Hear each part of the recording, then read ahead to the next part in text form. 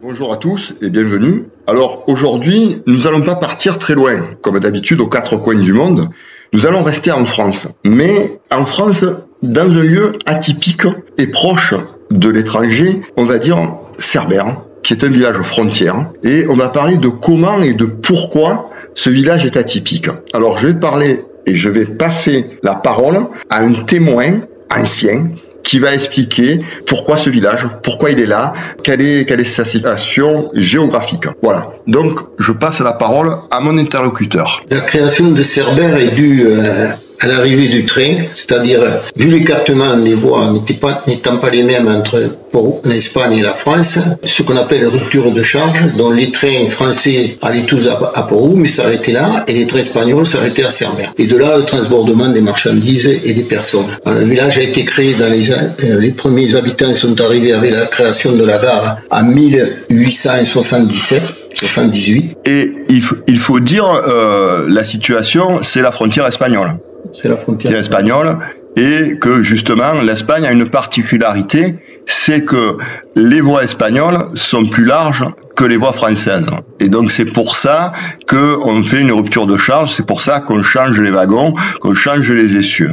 Et ça avait été fait parce que Napoléon, les Espagnols avaient peur. Soi-disant, ils sont passés par Cerbère. Les Français ont voulu passer par Cerbère parce qu'ils voulaient desservir le port de Port-Ventre, surtout. Voilà, parce que vu la fin des Pyrénées, ça aurait été plus facile de passer par la Jonquière, bien entendu. Mais les Espagnols ont fait des voies plus larges parce que justement, ils avaient peur que les Français viennent en train. Les armées de Napoléon III débarquent parce qu'ils avaient eu des mauvais souvenirs du premier de Napoléon. Voilà. Donc, on continue. Là, on est sur l'eau. Oui, l'arrivée de la population, il y a eu, dès l'arrivée des premiers habitants, il y a eu un problème avec l'eau à Cerbère, bien entendu. C'est la fin des Pyrénées, c'est une région sèche. Les pluies sont surtout à l'automne et un peu au printemps, et puis après c'est la saison sèche, l'été, avec très peu de précipitations. Alors dès l'arrivée, les premières municipalités sont dit comment alimenter Cerbère en eau. Alors en 1893, une des plus grosses sources de Cerbère, c'était dans le vallon des Balitres, là, en descendant de la frontière, il y a une veine là, et ils ont mis une citerne là, avec une fontaine qui se trouvait à la place, et une fontaine avant d'arriver à la poste en partant des Balitres. Voilà, ces fontaines ont fonctionné jusque dans les années 1950 et les poussières jusqu'à l'arrivée de l'eau qui arrive du Tech. On a été le premier village ravitaillé par l'eau de la rivière Le Tech. Après, la compagnie du Midi avait besoin d'eau pour les machines à vapeur et ils ont fait un forage sous le tunnel du Ribéral. Là, il y a un trou d'aération et là se trouvait le puits de village et il y avait une machine, on appelait ça la machine fixe, une machine au départ, moi je l'ai pas connue, c'était à vapeur, après c'était électrique et ils pompaient l'eau qui montait dans des citernes. Il y en a encore deux de réservoirs au-dessus de la gare et le réservoir du village il est au-dessus du peuple d'Anrapigne là-bas, au-dessus du village. Et le problème de cette nappe phréatique, c'est à force de tirer, dès qu'on arrivait en période sèche, c'est-à-dire vers le mois de juin, la nappe phréatique descendait sous le niveau de la mer et à ce moment-là, l'eau de mer se mélangeait à l'eau douce et on avait de l'eau saumâtre impropre à tout. C'est-à-dire que le lait ne moussait pas, les légumes ne cuisaient pas, à part pour les toilettes, on avait l'eau au robinet, mais impropre à la consommation. C'était de l'eau saumâtre. Ouais, saumâtre, voilà. Et dans la SNCF, là j'étais gamin, nous ravitaillait avec une citerne qui était située à côté du quai exportation, là, pas loin de la douane, à la gare, et dont on allait chercher l'eau douce. Avec ce qu'il y avait à l'époque, des brocs, des cruches émaillées, là, mais qu'est-ce qu'on portait, 7 ou 8 litres d'eau de chaque côté, pas plus, il n'y avait pas de plastique, il fallait aller chercher cette eau pour faire la cuisine, hein, parce qu'avec l'eau saumâtre, on ne pouvait rien faire. Et alors, ce que j'avais remarqué, c'est quand même l'eau servait plusieurs fois. Oui, en plus, Ça avait plusieurs fois, oui, on économisait, comme on dit. Et toutes les maisons dans le vieux village, tous les chenaux arrivaient dans des bassins. Là où j'habite actuellement, sur la terrasse, il y avait un bassin et l'eau du toit arrivait dans ce bassin. Ça fait que si on avait des petites pluies l'été, un orage, tout ça, on récupérait un peu douce et les femmes lavaient un peu le petit linge, comme on dit. Et après, les draps, les trucs comme ça, c'était lavé à l'automne, quand la rivière coulait, il y avait des bassins aménagés dans l'arrière-pays, là, après le tunnel qui passe sous la gare, et on attendait les premières pluies d'automne avec impatience pour avoir de nouveau l'eau douce à la maison. Voilà. Alors on avait l'eau douce, on avait l'eau à la maison, et elle était gratuite à l'époque, mais bon, on avait de l'eau douce que l'hiver, et jusqu'au début de l'été. En fait, vous aviez de l'eau douce, grosso modo, quand on en a moins besoin, et de l'eau quand on en a besoin, qu'on a chaud, il n'y en avait pas trop. Alors tout le monde essayait de récupérer de l'eau de pluie. Alors à la douane, quand ils ont construit la douane actuelle, là, je pense que ça a été fait dans les années 30 et des poussières, ils ont fait des grosses citernes, on appelle ça des tines, il y en a 3 ou 4, et elles sont encore en service. Quand il pleut, se remplissent d'eau, et les gens s'en servent pour arroser, des trucs comme ça. Et dans les maisons, pareil, il y avait la maison de M. Tubert où habite actuellement M. Vélou. Au rez-de-chaussée, il y avait une grande citerne dans la cave, et récupérer l'eau de pluie. Et pour pas que pourrisse, je crois qu'ils mettaient du charbon de bois, des trucs comme ça. Pareil au Bel Horizon. Au Bel Horizon, quand ils ont construit le Bel Horizon, en sous-sol, ils ont fait une citerne pour récupérer l'eau de pluie, et quand arrivait la période d'été où on avait l'eau salée, dans beaucoup d'endroits. Au chemin des Oliviers, pas loin d'où habite M. Perron, aussi il y avait une citerne là, qu'on a détruit il n'y a pas tellement longtemps, qui récupérait l'eau de pluie, et les gens, ils avaient un peu d'eau douce pour faire pas mal de choses. Une chose importante que peu de gens savent, c'est que c'est une technique qui a été oubliée. Pour conserver l'eau, on met du charbon de bois dedans et on obture à l'abri de la lumière, etc. Et on a une eau propre et une eau consommable. Et donc, pour l'eau, est-ce qu'il y a autre chose à rajouter là? Parce que là, on parle de l'eau domestique, de l'eau douce. Et dans le vieux village, tous les toits, ils arrivaient dans des bassins. Hein. La maison Marty, là, il y avait un bassin derrière. Toutes les maisons avaient un bassin où ils récupéraient l'eau de pluie. Dès qu'il y avait un orage l'été, on avait un peu d'eau douce. D'accord. Et sur l'arrivée d'eau, là, tu parles de l'eau. Alors, l'arrivée d'eau. Alors, les municipalités, après la guerre, les premiers objectifs, ça a été d'essayer d'avoir de l'eau douce toute l'année. Alors je pense que c'est sous la municipalité Cruzel, Mias et Coy, qui étaient les maires et les adjoints à la période d'après-guerre. Donc ils se sont acharnés pour qu'on ait l'eau qui arrive du TEC et qu'on ait de l'eau douce toute l'année. C'est à peu près dans les années 53, je crois, 54. Alors l'eau est arrivée à Cerbère, alors ils avaient annoncé qu'on aurait l'eau douce le lendemain, et puis il y avait les ingénieurs, ils s'étaient un peu trompés, il n'y avait pas assez de pression, et l'eau, au lieu d'arriver au réservoir qui est derrière, je crois, la caserne des pompiers actuelle, là, il y avait pas assez de pression et nous n'arrivait qu'en dessous du Bel Horizon. Alors le maçon de l'époque, M. Rovira, a fait un bassin en urgence et l'eau est arrivée là, mais bon, il leur a dit si vous mettez l'eau, ça va pas tenir. Alors ils sont allés chercher une bâche goudronnée à la SNCF, ils ont mis ça, et M. Cruzel avait acheté une pompe, ils ont amené la pompe des pompiers de l'époque, c'était une simple pompe, et toute la nuit l'eau est arrivée là, et ils l'ont montée avec cette pompe au réservoir au-dessus des pompiers, pour que le lendemain, les gens ils ouvrent le robinet et ils aient enfin de l'eau douce à servir. Et les petites parenthèses, les cafetiers avaient déjà des machines à pression pour faire le café, mais dès qu'arrivait l'eau salée, on ne pouvait pas s'en servir. Alors ils sortaient des petits filtres individuels, en inox ou en alu, on dévissait, on mettait la dose de café, on revissait, on mettait de l'eau chaude, et on avait un café, voilà. On revenait en arrière. Alors bon, ça c'est pour la partie de l'eau à usage domestique, l'eau qui arrivait de la TEC. Du TEC, pardon. Et on a été le premier village de la côte ravitaillé par le TEC. Maintenant, Banouz aussi est tributaire de cette eau, Pouillure, je m'en doute. Et pour vendre, ils n'avaient pas d'eau non plus. Ils avaient capté des sources au-dessus dans la Massane, là. Il y a, on appelle ça le chemin de l'eau, et on le suit quand on va en randonnée. Et cette eau, ce canal, ce petit canal, il fonctionne encore.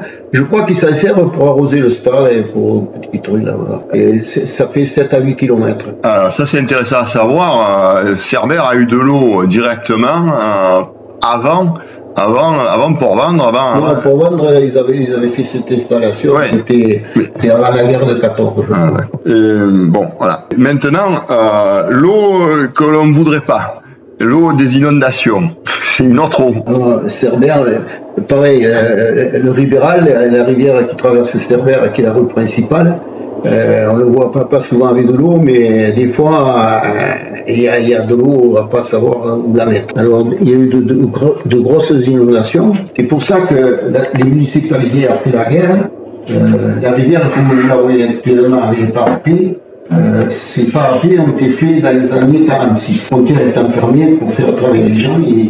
Ils ont cimenté la rivière et ils ont mis des yozes par terre. Et ces parapets que vous voyez actuellement, ils datent des années 1940. C'est le musée Marimont qui avait fait le menuisier qui avait fait les coffrages. Les coffrages en bois pour mettre au milieu le ciment. Alors les inondations, la plus grave, moi j'étais pas né, c'était en 1913, il y a eu 13 morts. Alors soi-disant, ces 13 morts sont dus à un commerçant qui avait entreposé du carbure dans sa cave, et la cave étant inondée, il est descendu avec une bougie, soi-disant, et la maison a explosé, il y a eu 13 morts. Ça a été la plus grosse catastrophe de Cerbère. Après les inondations que j'ai connues, moi, il y en a eu dans les années 50 et les poussières, je ne me rappelle pas exactement la date, j'habitais au Carré Delfort, est arrivé jusqu'à l'entrée de Fournier.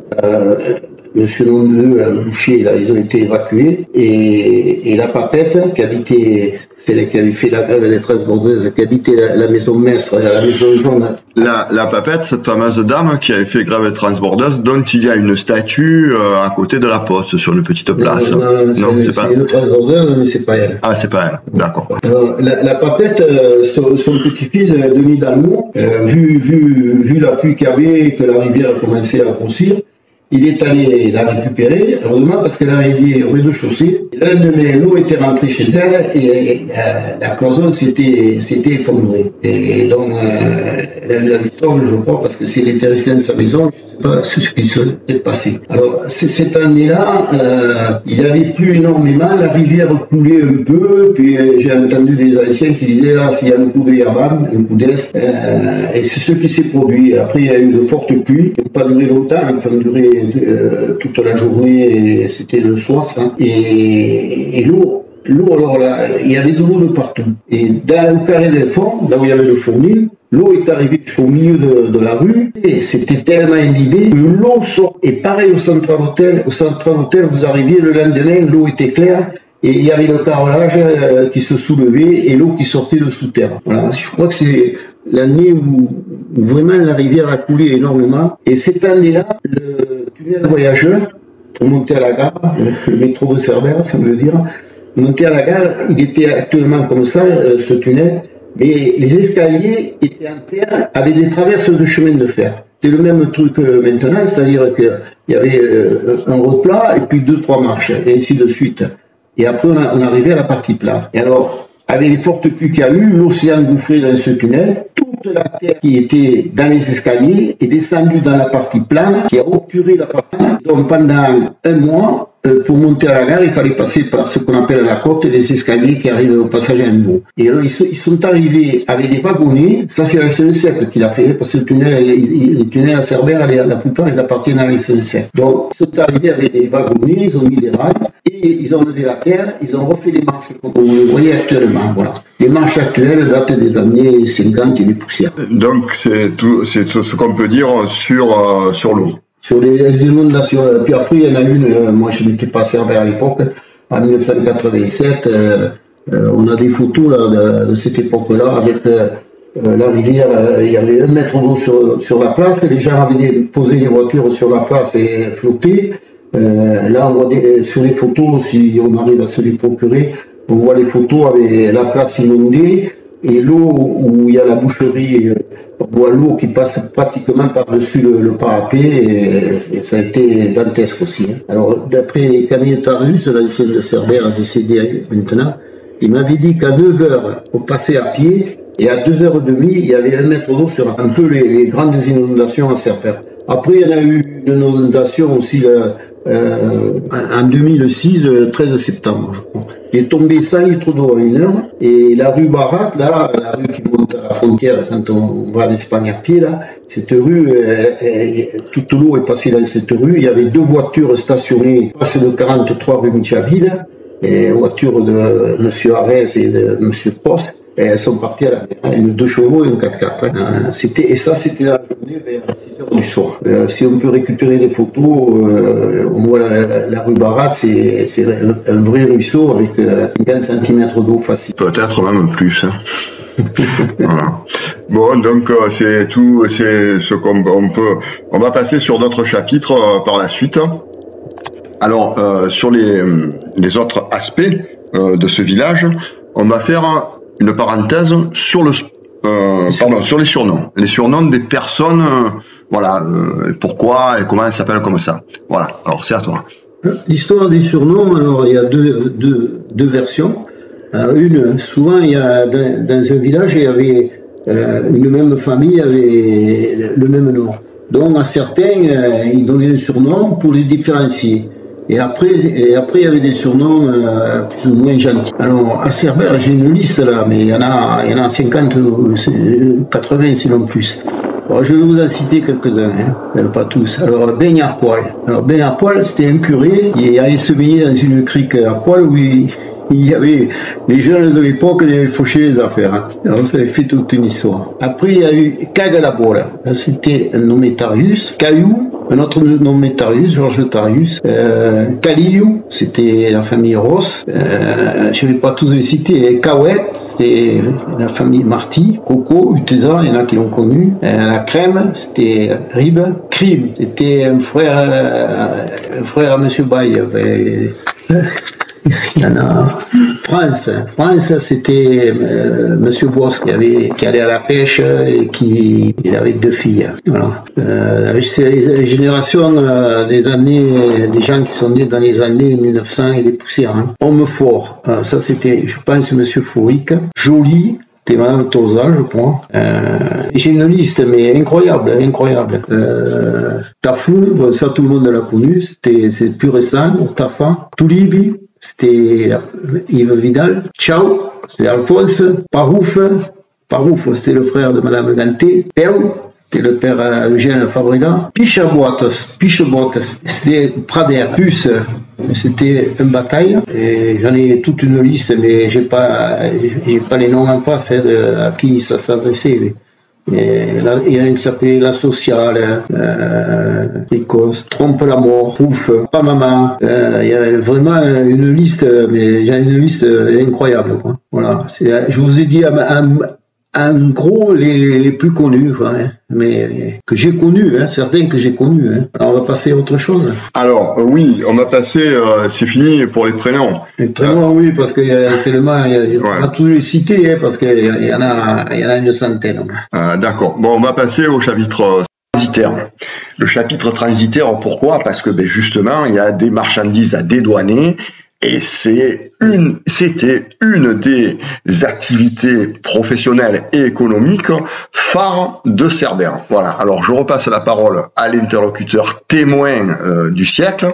À toi. Les transitaires à Cerbère, ils ont été, en principe, quand j'étais jeune, ils étaient au moins une trentaine. Je vais citer les plus importants et ceux que je me rappelle pas. Alors, il y avait la maison Jalibert. Après, un peu plus loin, il y a eu Buscaille aussi, comme transitaire. Après, en descend, il y avait la grande maison Michaville, où ils étaient, à l'origine, c'est le premier maire de Cerbère.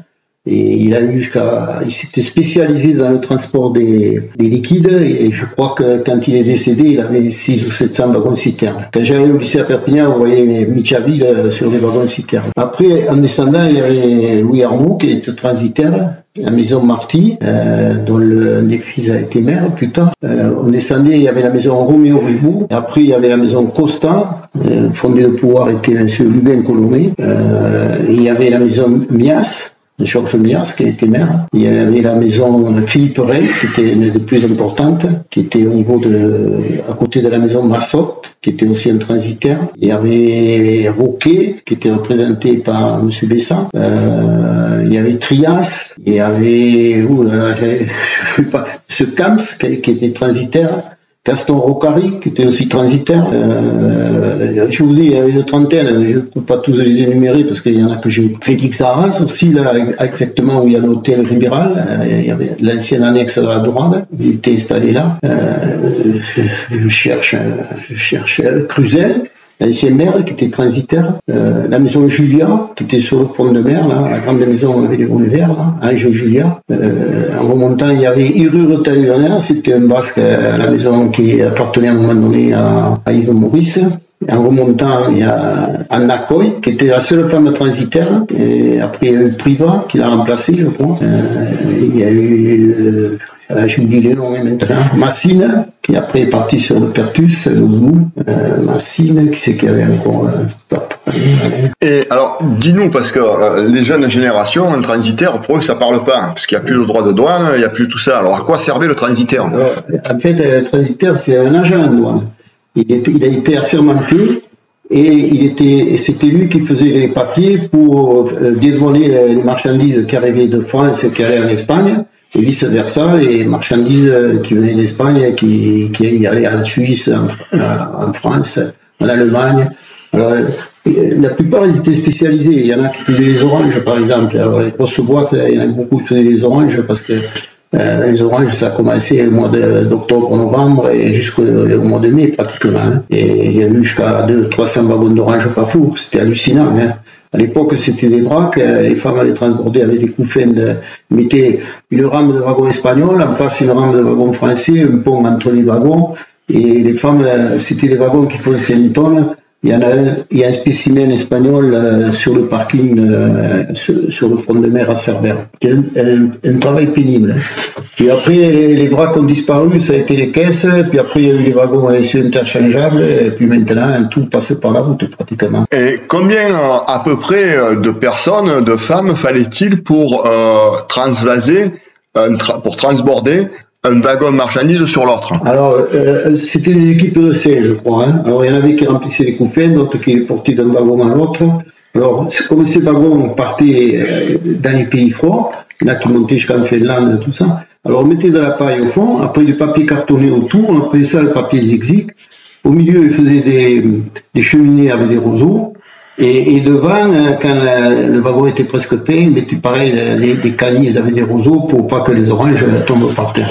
Et après, ils les recouvraient de paille parce que les wagons, je vous dis, ils partaient dans les pays froids. Ce qui a peut-être dû donner l'idée des oranges givrées. Et alors, tu me parles d'équipe, mais en tout, en globalité, combien fallait-il de personnes avec ces équipes? La gare, c'était une ruche. Non, mais pour un wagon. Pour un wagon, elle travaillait par équipe de 5, je crois. Oui, mais dans les équipes, il y avait combien de personnes? 5. Il n'y avait que 5 personnes pour faire le transbordement. Voilà. Parce que j'ai entendu jusqu'à 200. Ah non, 200, c'était peut-être l'ensemble. Ah, voilà. Non, un wagon, il travaillait à 5. Ah, 5 pour moi. Et il y en a une qui portait le couffin d'un wagon à l'autre. Non, que c'est. Il pouvait être 200 personnes. Et donc, pour les transitaires, il faut rajouter que les transitaires à Cerbère, ils n'étaient pas uniquement à Cerbère, ils étaient représentants de maisons. Et vous pouvez retrouver ces transitaires, par exemple, sur les ports autonomes de Marseille, à Barcelone, etc. À Canfranc, au milieu des Pyrénées, il y avait une gare monumentale. C'était des boîtes internationales.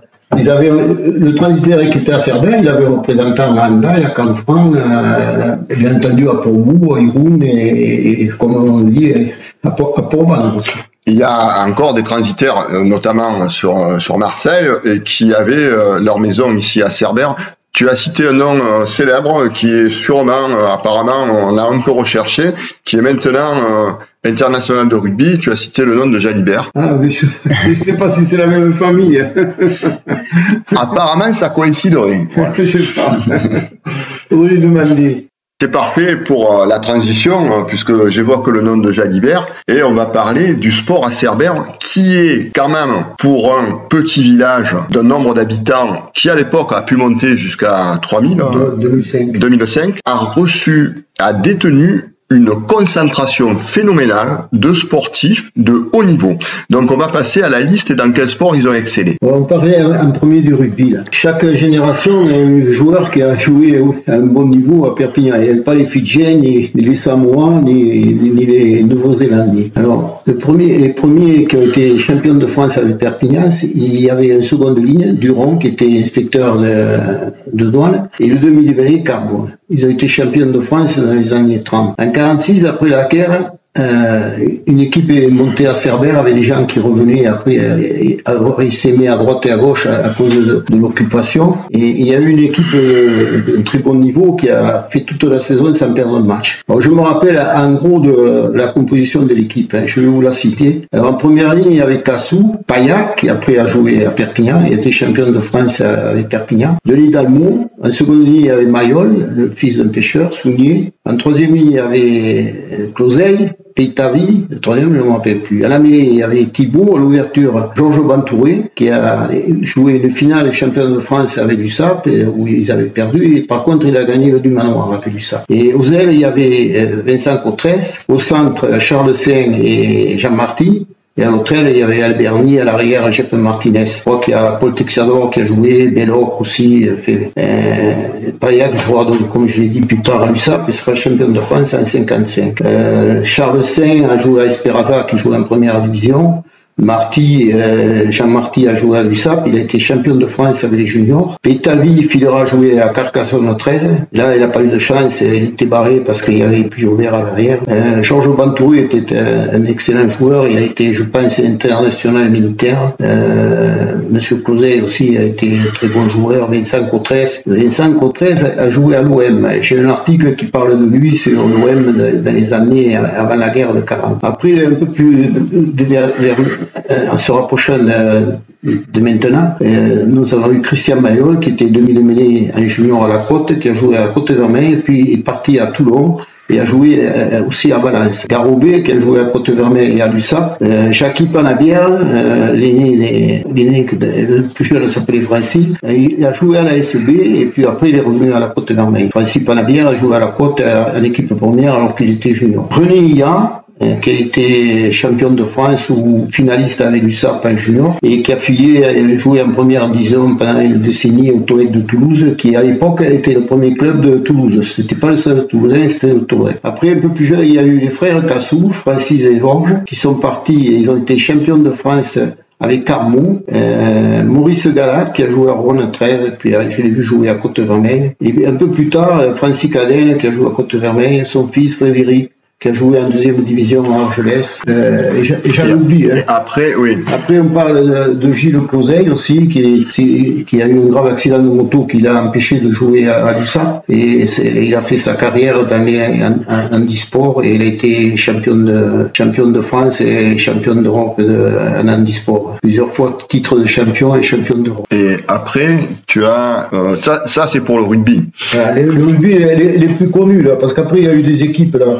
Quand je suis revenu à la retraite, il y avait l'équipe à Cerbère, je ne me rappelle plus trop qui c'est qui avait, c'était des jeunes. Il y avait Guillaume Dimur, il y avait Sébastien Ozou. Mais bon, là, quand tu reviens, c'est déjà plus le niveau n'est pas le même. Là, parce que là, on a cité des noms de personnes qui ont été championnes de France, qui ont été internationaux. Donc voilà.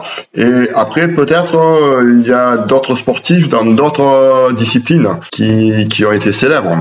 Je pense sûrement nageur Nakache. On va parler peut-être. Les joueurs de rugby, j'ai oublié Guy Belloc, qui a joué au CSG Paris, après il est parti des Cerbères. Charles C, je l'ai signé à l'USAP. Pierre Closet avait joué, je crois, en Narbonne. Vincent Cotresse à l'OM, qui jouait à l'époque en deuxième division. Je crois que j'ai cité tout le monde. Donc voilà, on va parler justement de la natation à Cerbère, qui a eu quelques nageurs très très très célèbres. célèbre. Pour un petit village de 2500 habitants, je crois que c'est le seul. À Port-Bou, pareil, il y avait toujours une équipe de natation. Et il n'y a pas eu d'équipe de natation ni à Port-Vendre, ni à Collioure. Alors qu'à Cerbère, je me souviens, il y a toujours une équipe de natation qui a été compétitive jusque dans les années 50. Après, avec l'avènement des piscines couvertes, ici, on nageait qu'à partir du mois de mai, il était difficile de rivaliser. Avant la guerre, il y a eu une très grosse équipe avec... j'ai entendu parler de Tarès, Figa, Paramont. Il y avait aussi un gars qui était d'origine allemande. Est-ce que Tarès, c'est le même qui a été international français? Il y a eu un Tarès. Taris. Non. Tarès, c'était la famille de Cerbère. Le père représentait la maison Irur-Taguena. Monsieur Figa était connu puisqu'il s'occupait de la cave coopérative et son fils a été aussi un excellent nageur. Alors après la guerre, autant que je me souvienne, les stars, moi j'avais une dizaine d'années, les stars c'était Aimé Hortafa pour le sprint, il y avait Juanito Dalmo, je me rappelle, après un peu plus tard il y a eu François Figa, il y a eu Andy Hock qui faisait le dos, Roger Ossel, Labrasse, Mariscal, c'est des garçons un peu plus âgés que moi. Et après, il y a eu l'avènement de Robert Kéral qui gagnait chaque année la traversée et qui était parti aux Enfants de Neptune de Perpignan, mais bon, vu le trajet, ça n'a pas donné suite. Il n'a pas donné suite. Donc, tous les dimanches, enfin pas tous les dimanches à Cerbère, puisqu'ils allaient en déplacement. Hein. Après, ils jouaient aussi en Espagne contre l'autre dans l'eau glacée de la rivière. Ils allaient nager au lac Bagnoles. Ils allaient nager à Port-Bou, bien entendu, côté français. Et à l'époque, au début, après la guerre, ils venaient les dauphins de Sète, je ne sais pas comment ils s'appelaient. Il y avait des nageurs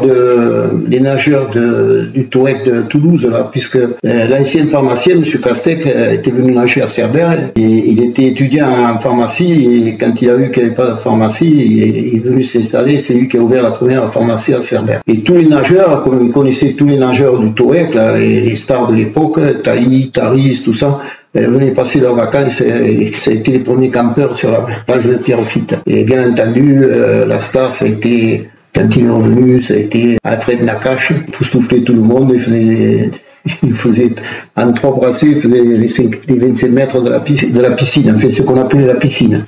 Et à côté, il y avait un plongeoir, là où il y a la grue actuellement, il y avait un plongeoir de 6 mètres. Il y avait toujours des jeunes Cerbères qui s'initiaient et qui essayaient d'imiter M. Bottès, qui a été un plongeur presque du niveau national. Est-ce que tu peux dire un peu plus sur Alfred Nakache, qui a été très mondial, qui a été à Auschwitz dans les camps de concentration et qui a de nouveau reconquéri ses titres après avoir passé des années de détention? Ouais, Alfred Nakache...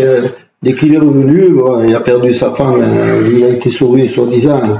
Qu'il a été reconnu par un officier allemand qui était un nageur de compétition et qui a évité d'aller, je pense, au four crématoire. Et dès qu'il est revenu, quelques années, même pas 6 mois, 1 an après, il était nouveau champion de France, champion d'Europe, du 100 mètres papillon. En fait, on appelait la brasse papillon à l'époque, parce qu'il faisait le mouvement avec les pieds, il faisait le mouvement de la brasse et on appelait ça la brasse papillon. Et après, c'est devenu le dauphin. Voilà, Alfred Nakache, malheureusement, il est mort dans la ville de Cerbère, il a eu un malaise, et on n'a pas pu le ranimer, il était relativement pas trop âgé. Voilà, destin d'Alfred Nakache. Voilà, et donc ça va être le mot de la fin sur cette personne célèbre, et des fois on aimerait qu'il y ait une plaque ou une statue pour célébrer cet homme qui est connu du monde entier et qui a eu un parcours assez exceptionnel pour une vie malheureusement très courte.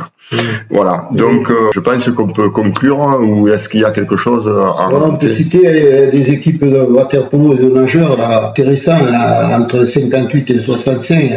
Et Gilbert Gros, Jeanne Fabrega, Chêne, Surjus, Roger Ossel, Pacouille, Pessa Christian, Kéral Robert, Henri Thibault qui a joué, Hortafa Aimé, Dalmo Konit, Antioch, tous ces gens, ils ont joué au water-polo à Cerbère, Calcine Denis, Puce de Valle, bien entendu, on ne va pas l'oublier, Fonz Roger, Marty Aimé, Gros Alain, Jean Baron, Garcia André, Tisa Christian, Bob Séverin, Ricardo Payac, qui était le goal, Alfred Nakache, bien entendu, et puis Fernand Kassier, qui a joué au water-polo à un âge avancé. Et le remplaçant de Payac, ça a été Texidor dans les bois. Voilà, c'est tout ce que je me rappelle. Je ne me rappelle pas de tout le monde, malheureusement. J'ai fait des oublis de l'équipe de water-polo. Alors, il y a Maurice Vasco, Roger Fons, François Figa, Pacouille, Puce de Valle. Il y en a un à côté, je ne sais pas qui c'est. Et en dessous, il y a Bataille, Chêne et Puce de Valle, je crois. Et non, ils se ressemblent, je ne sais pas. En gros, une vieille photo qui est en noir et blanc. Et ils sont 1, 2, 3, 4, 5, 6, 7, 8, 9 là. On voit le ballon de water-polo. Je reconnais bien Chêne et Bataille, Figa, Roger Faux, Maurice Vasco et Puce de Valle. Voilà. Et après, qu'est-ce qu'il y aurait à rajouter? Le basket un peu. Je vais vous parler un peu de basket, ce que je sais, parce que j'étais absent de Cerbère pendant pas mal de temps. Là. Et même avant la guerre, il y avait une équipe de basket où jouait Thibaut, Yader, qui était le latéral. Il y avait une équipe de basket et on jouait à la placette qu'on appelle là, Nord. Il n'y avait pas le gymnase à l'époque. Puis après, il y a eu l'avènement d'une bonne équipe avec... on jouait dans le championnat régional là, avec on allait jouer à Saor. À Saor, il y avait une équipe de basket à Estoé, à Vernet-les-Bains, Perpignan. Et à l'époque, il y avait le meneur de jeu et le grand animateur était Pierrot Taris. Il y avait Pacouille, Mariscal, Esplanade qui jouait, Titin Bertrand, René Fort. Je me rappelle, et on avait une grosse équipe, hein. On jouait les premiers rôles avec Perpignan. Salut Jean-Louis Goni qui jouait à Perpignan, qui vient souvent à Cerbère. Quand il y avait la grande équipe, là, je vous citais Tarise qui jouait là, Pacou et tout ça. Ils avaient monté une équipe de jeunes, je faisais partie, il y a une photo là, il y a René Hillard, Marie, Jean-Pierre Coste, Francis Panabière et l'état civil. On avait fait un championnat des jeunes là et on avait été brillants, on gagnait presque tous les matchs. Et j'oublie, en rugby, j'ai parlé de René Hillard qui était champion de France ou finaliste avec du sable. Là. Les frères Cassou, bien entendu, Carmo, Maurice. Après j'ai oublié Francis Cadenne qui a joué à un bon niveau. Il était en même temps basketteur et rugbyman. Après à Côte-Hermé, il y a Gloriès qui a joué, il est parti après, il a fait une carrière à Château qui avait une grosse équipe. Le fils de Francis, Frédéric, a fait une bonne carrière à Argelès en deuxième division. Il a été entraîneur à Argelès et à Highland en plus. Et après, le dernier, j'allais oublier, le dernier des joueurs de Cerbère, chaque génération a donné un joueur à l'USAP. Le dernier, ça a été Alain Canois qui a joué à l'USAP, puis après, à la fin de carrière, il a joué à Banous, à l'entente Banous-Cerbère ou Banous-Provence, on ainsi de suite. Je vais en oublier et je vais faire des jaloux parce que je vais en oublier là. Et l'équipe... Et on allait au maître, parce que c'est un petit travail quand même, des épisodes importants de la vie du village.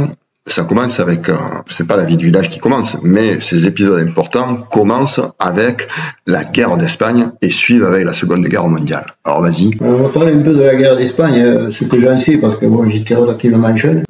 Mais enfin, il est passé près de 100 000 personnes en Cerbère. Et on voit des photos, là, ils ont fait un petit mémorial à la frontière, une quinzaine d'années, là, même plus peut-être, avec des photos d'époque, on voit ces hardes de gens fuir le franquisme et arriver à Cerbère. À Cerbère, ils avaient monté une école et une cantine pour les enfants des réfugiés. Et les habitants ont hébergé des connaissances, parce qu'il y avait des gens qui venaient de Port-Bou, de Yansa, qui avaient des connaissances à Cerbère. Et il y en a qui après se sont implantés à Cerbère. Voilà. Et puis malheureusement, ils sont partis sur Argelès, les camps de concentration, si vous voulez dire. Hein. Un hiver très froid, sur la plage à Argelès, il n'y avait rien de prévu. Il n'y avait pas les moyens qu'il y a maintenant, et enfin, ça a été l'horreur pour ces gens. Et puis par la suite, bon, il y a eu la fin de la guerre d'Espagne. Attends, pendant que tu me parles de la guerre d'Espagne, les bombardements, c'était... Ah oui, il y avait un bombardement, j'ai oublié. Là. Ils avaient mis une cocarde tricolore sur la marquise de la gare à Cerbère, parce que Cerbère, les avions, ils se sont trompés, soi-disant, ils ont bombardé Cerbère.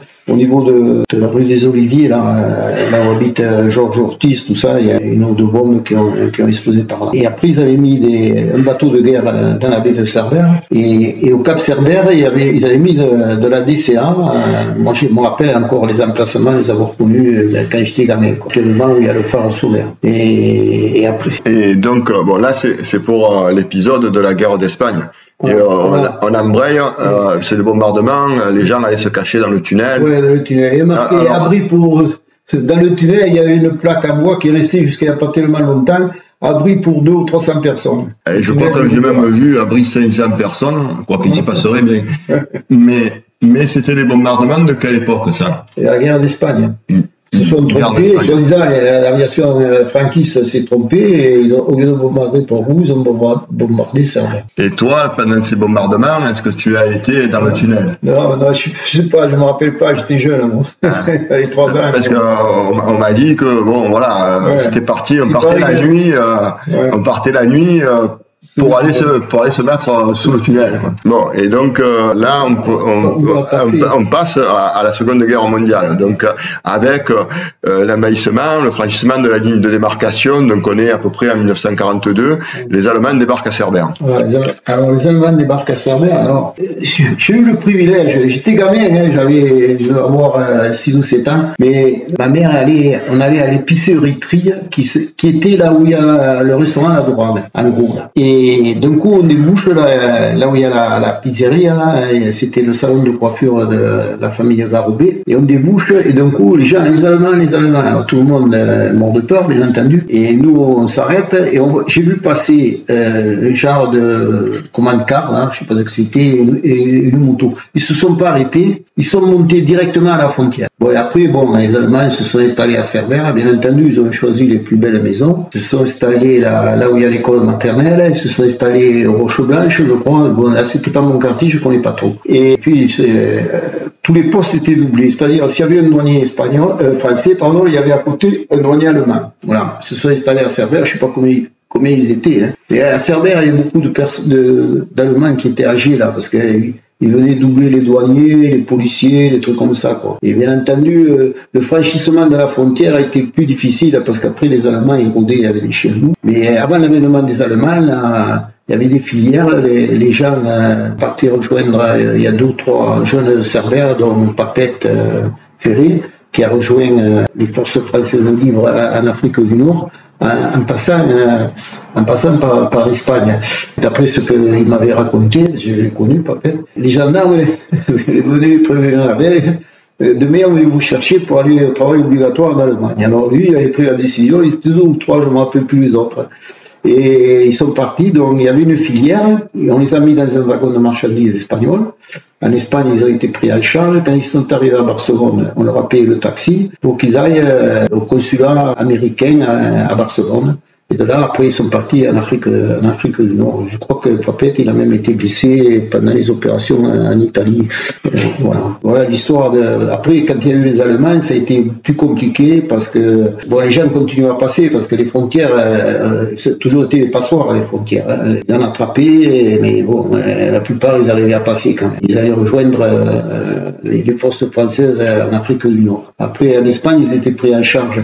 Alors, Franco, d'après ce que j'ai lu, c'est pas... Il n'a jamais livré des gars qui essaient de rejoindre les forces françaises libres, parce que soi-disant l'Espagne a été exsangue après la guerre d'Espagne. Ils monnayaient les Américains, les Anglais et les Français. Les Américains lui faisaient de l'argent pour qu'ils libèrent les gars. Ce que j'ai entendu, je ne sais pas plus. Alors les Allemands ils se sont installés. Alors ils avaient mis une frise au-dessus de là où il y a le gymnase. Maintenant là il y avait un nid de mitrailleuse au niveau de la route. Alors il y en avait une là. Il y en a une à la maison du Russe qui est au-dessus de la seconde plage.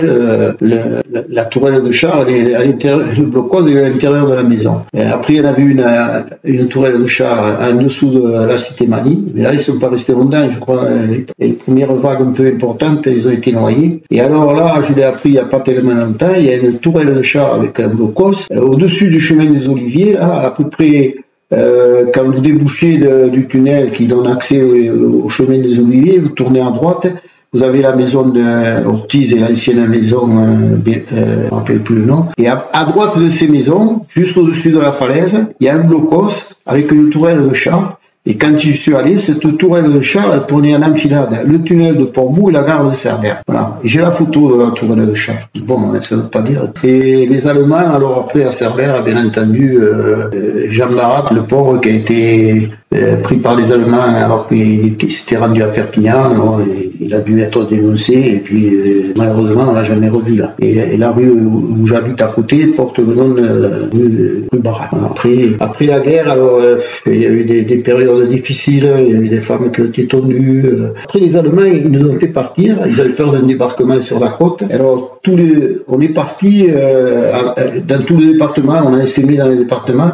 Moi, avec ma mère, on est parti à Céré. Alors, les gens qui partaient, c'est les gens qui travaillaient pas. Mon père, comme il travaillait dans l'import export, il est resté à Cerbère, avec mon grand-père. Et nous, on est allé à Céré chez des cousins qui nous avaient prêté gracieusement un appartement. Et un cousin germain à mon père. Et donc, j'ai été scolarisé pendant quelques temps à Céré, avec un nommé Figuère qui était de Collioure. Et on s'est retrouvé au lycée Alessandre. Et mon père venait, alors à l'époque, il venait en train jusqu'à Argelès. Et à Argelès, il prenait le bus, c'était les Capins. Alors même une fois, je crois qu'il est venu en vélo d'Argelès à Céré. Je me rappelle très bien de la scolarité à Céré. J'habitais la rue Victor Hugo. C'était à côté de la place du Castel. Et c'était au mois de mai, il y avait la cueillette de cerises et il y avait la coopérative qui était là à la place du Castel. En contrebas, il y avait Maréchal Ferrand. À l'époque, il y avait pas mal de chevaux. Et les Allemands, quand ils sont partis, ils n'avaient pas trop d'essence, tout ça. Et ils avaient demandé à tous les gens d'amener, il y avait beaucoup de chevaux, de mulets à l'époque, et d'amener les chevaux, les mulets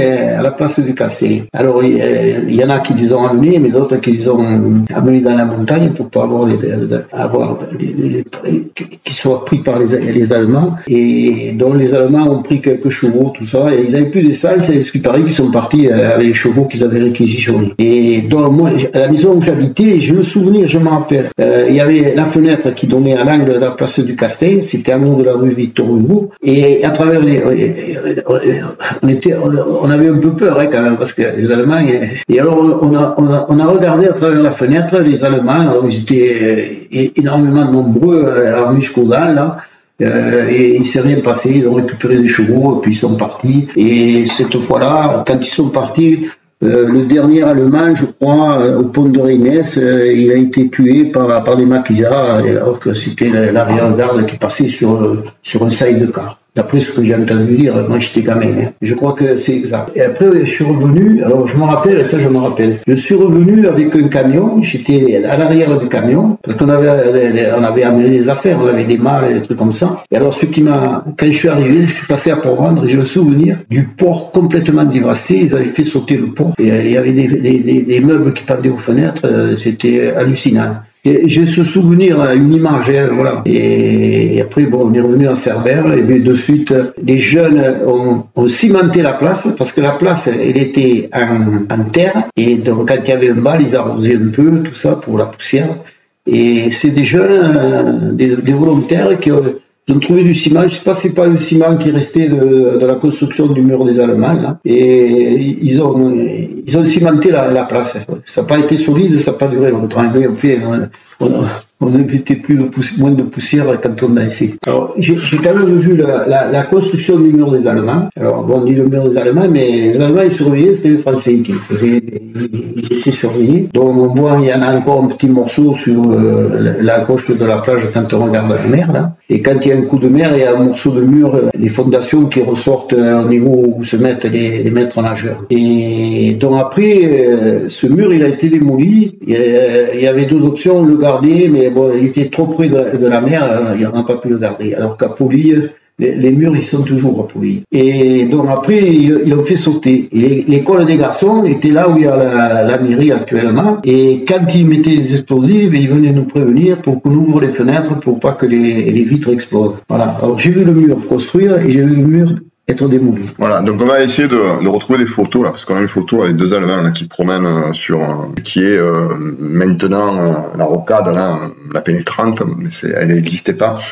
Et on voit deux Allemands là qui sont là. Bon, c'est vrai que ça a été des périodes On a l'impression que c'était facile, ça fait partie des meubles, mais donc quand c'est du vécu, ça peut être compliqué. Voilà, donc on a fait le tour. Ça a été avec des oublis, hein. Avec des oublis, ouais, ça a été assez varié. Donc l'eau, les transitaires, les sportifs divers et variés, la guerre d'Espagne et les Allemands. Et peut-être encore... En parlant des sportifs, chaque année pour la fête de Cerbère, alors il y avait le tour pédestre du village et des courses, 100 mètres sur le pont de mer, il y avait toujours des activités physiques. En plus de la course au canard, des matchs de water-polo, et après il y avait les régates avec les Catalans à la rame. Alors il y avait 3-4 bateaux chaque année.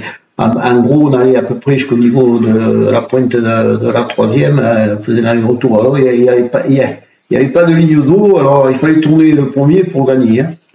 Voilà, bon, ben cette fois-ci, ça sera la fin, puisque ça fait déjà 3 fois que je l'annonce. Et à la prochaine, merci de votre écoute.